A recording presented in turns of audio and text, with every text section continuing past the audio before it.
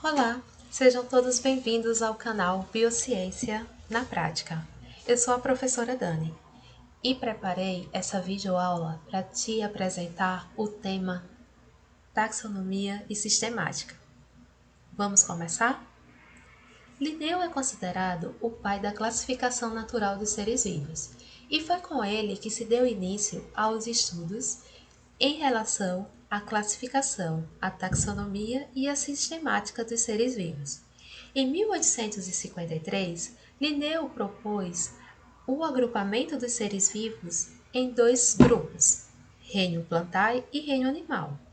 Posteriormente, em 1894, Haeckel acrescentou o reino protista nessa classificação. O ITAC, em 1959, então estabeleceu a classificação de 5 reinos, que geralmente é essa classificação que você estuda nos livros didáticos, que é a classificação no reino Plantae, Animalia, Fungi, Protista e Monera.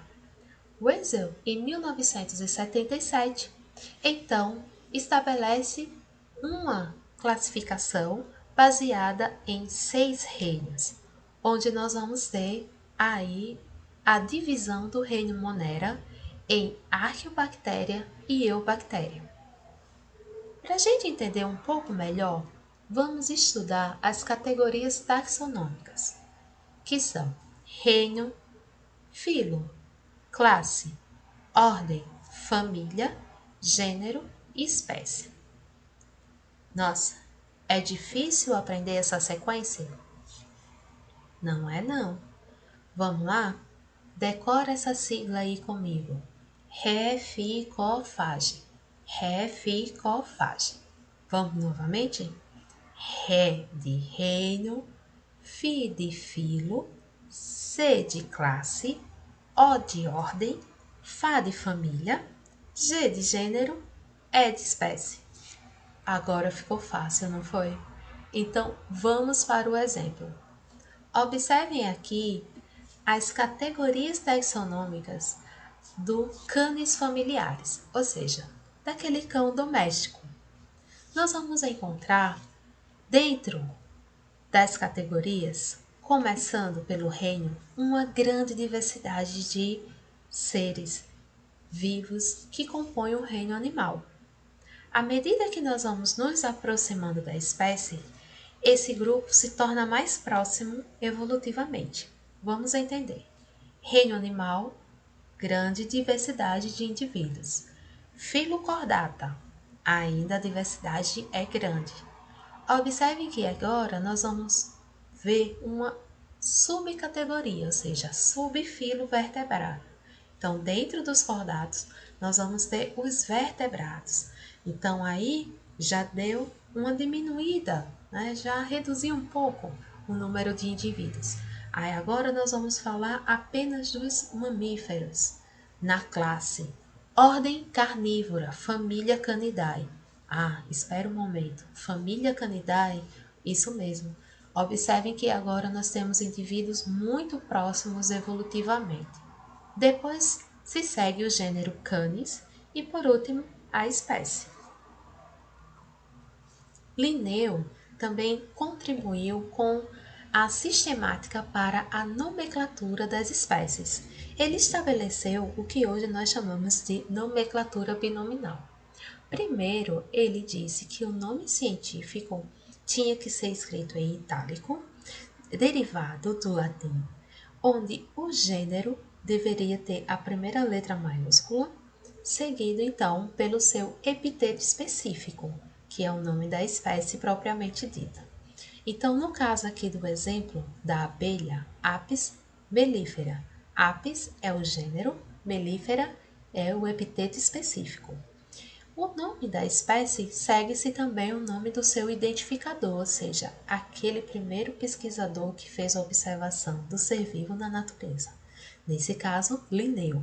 Então, pode-se escrever o nome de Linneu ou apenas abreviar o seu nome colocando L, também estaria correto. E o ano em que ele fez essa observação, em 1758. Então, Além da classificação de espécie, também é possível observar para alguns seres vivos a subespécie. É o caso, por exemplo, da cobra cascavel brasileira. Observe que a subespécie ela é uma nomenclatura trinominal, composta pelo gênero Crotalus, o nome específico Terrificus, mais o nome da subespécie Terrificus também. Essa cobra, ela é natural do Brasil, tendo uma grande distribuição no território brasileiro, não ficando apenas restritas a regiões áridas, podendo também ser encontrada nas regiões sul e sudeste do país. Em relação à utilização da sigla SP ou SSP, bem, essa sigla ela se refere à espécie quando você quer citá-la em algum trabalho ou em algum momento. Vamos entender. Gênero Canis engloba vários indivíduos, concordam? Quando eu quero falar especificamente do Canis familiares, então eu utilizo uma espécie. Então eu estou me referindo a uma espécie dentro do gênero Canis. Então nesse caso eu vou utilizar SP.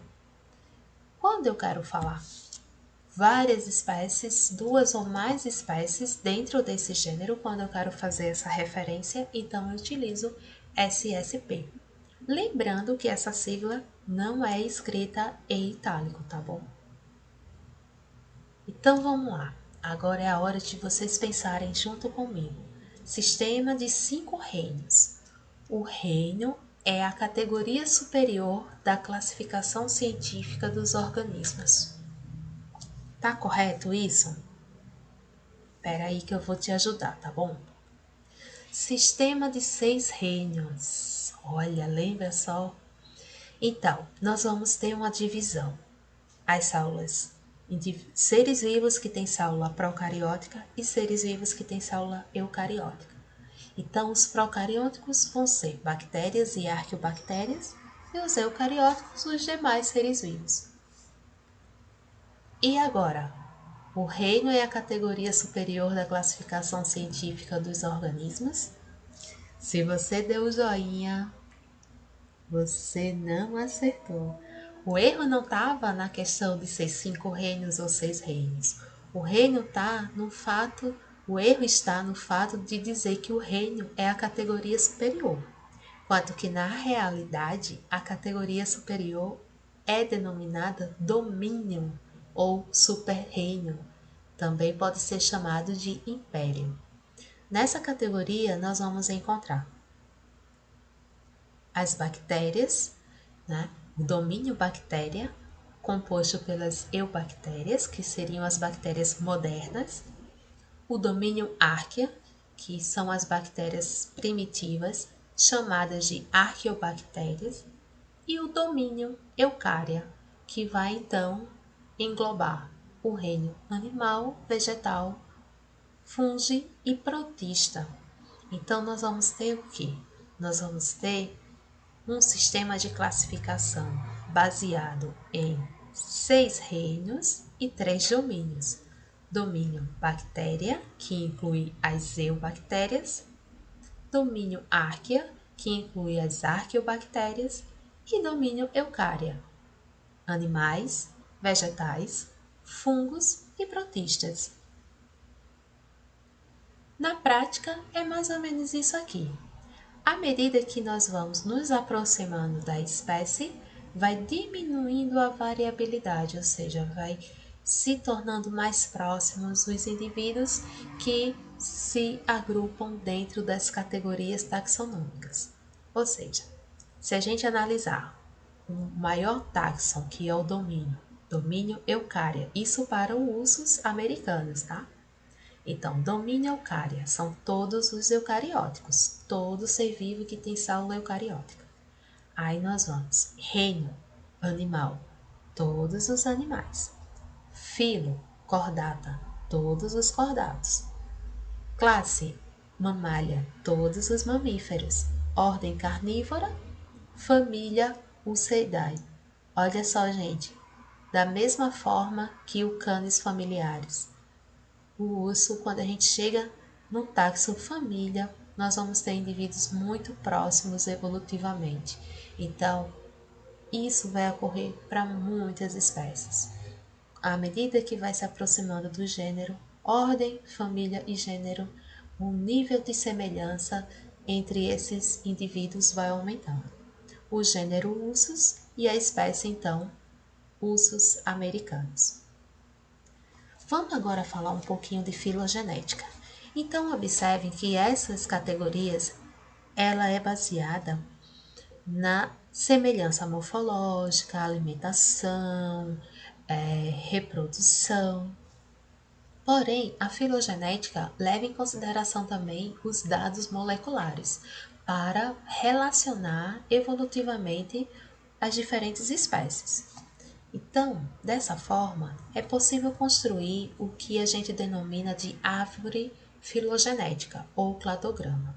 Aqui, à primeira vista, pode parecer estranho essa representação, mas é só vocês observarem com mais atenção a imagem que vocês vão notar que cada ponto aí denominado de nó representa um ancestral comum dos ramos acima. Então, cada linha superior é um ramo.